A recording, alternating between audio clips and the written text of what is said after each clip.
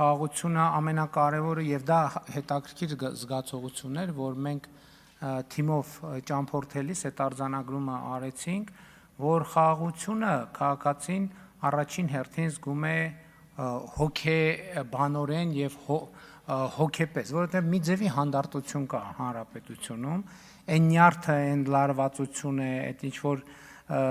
լիցք կա, լիցքը, որը մենք միշտ անդադ զգացել էինք, ներկա ժամանակներում մենք հանդարտություն ենք զգում եւ ես կարծում եմ, որ քաղաքացիները նաեւ ինտուիտիվ հասկանում են, նաեւ ես երեք այդ նրբության մասին չխոսեցի,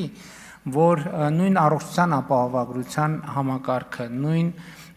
կենսաթոշակների ավելացումը եւ այլը ոչ ուղղակի, բայց անուղղակիորեն կապված է նաեւ խաղաղության հետ,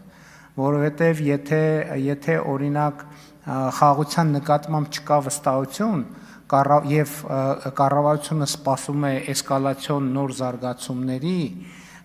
դժվար կլինի այդքան շատ միջոցներ միանգամից ուղղել սոցիալական ուղղություններով, որովհետև միշտ էլ կմտածես,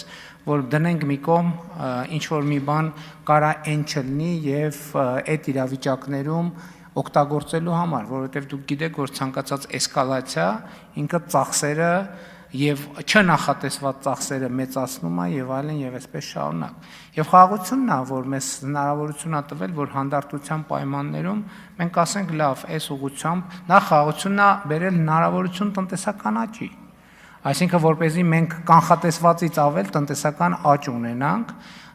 կանխատեսվածից սպասվածից ավել զբոսաշրջիկներ ունենանք, սպասվածից ավել քաղաքացիներ ունենանք, որովհետև այդ քաղաքացիների հոսքը տնտեսական ակտիվություն է, չէ՞, բերում դրա արդյունքում նաև բյուջետային եկամուտների աճ ունենանք եւ այդ պահին, երբ որ մտածում ենք, բայց բյուջետային եկամուտների այս հնարավորությունը ոնց օգտագործենք, էսկալացիայի պայմաններում ամենայն հարգանքով սոցիալական եւ էսկալացիոն ռիսկի